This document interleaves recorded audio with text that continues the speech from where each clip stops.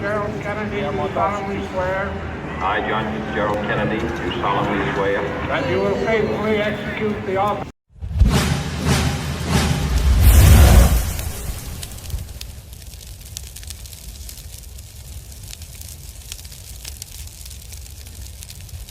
Да мы на пивко просто пацаны собираемся, не жалко, все по сути.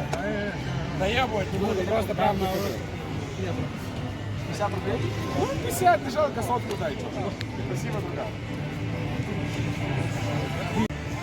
Вот с кепками.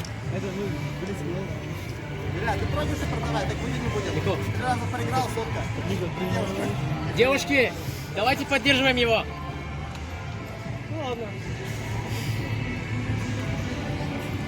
Çocuk gelirse.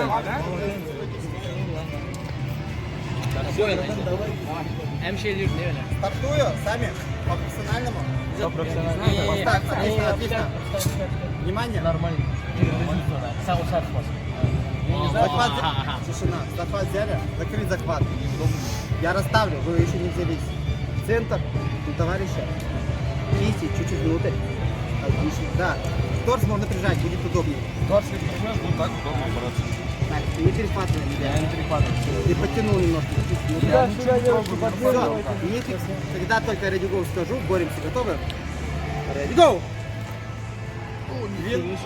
Еще раз, давай. Еще раз.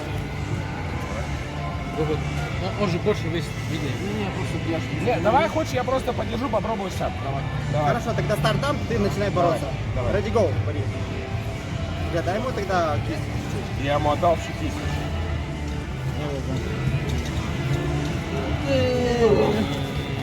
Кто хочет еще? Давайте следующий. Не, я не буду. Один пальчик видно, братан, ты что? Давайте со мной. По мне ничего не видно. Давай со мной. Брататенка. Я маленький. Вот маленький для тебя. Нет, тут дело не... Love is you.